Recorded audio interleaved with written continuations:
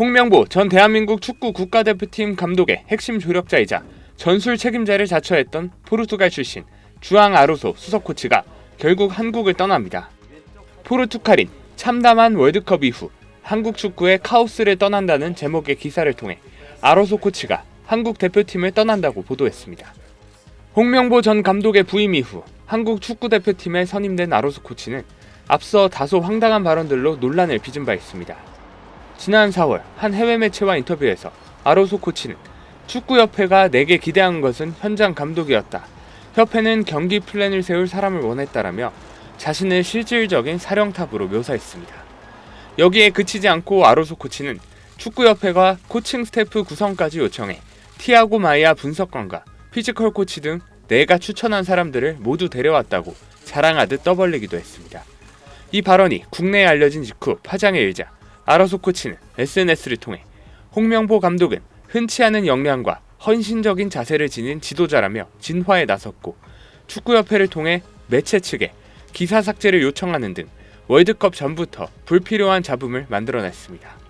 당시 인터뷰에서 아로소 코치는 대표팀이 북중미 월드컵 본선 진출 확정 이후 도입한 3백 기반 전술에 대해서도 강한 자신감을 내비친 바 있습니다.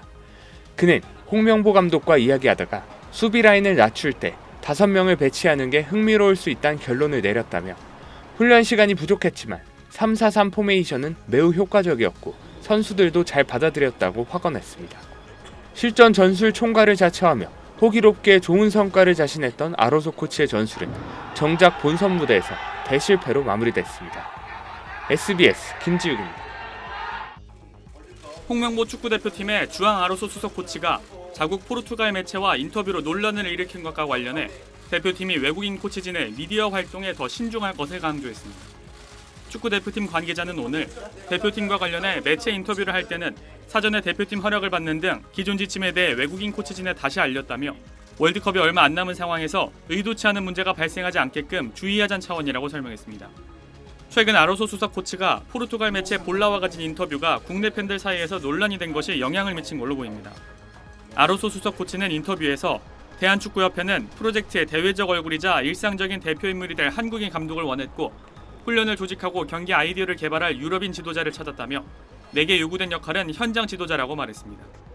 가뜩이나 홍명보가 최근 코트디부아르와 오스트리아와의 2연전에서 한 골도 득점하지 못한 채 연패를 당하고 3백 전술 활용에 대해 의구심을 받고 있는 상황에서 이 인터뷰로 홍명보 감독이 이른바 얼굴마담이 아니냐는 주장이 나와 논란이 됐습니다.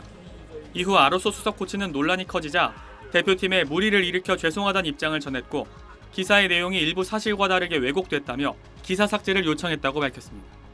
최근 홍명보가 좋지 않은 경기력으로 팬들의 비판을 받고 있는 가운데 축구계 인물들도 비판의 목소리를 내고 있습니다.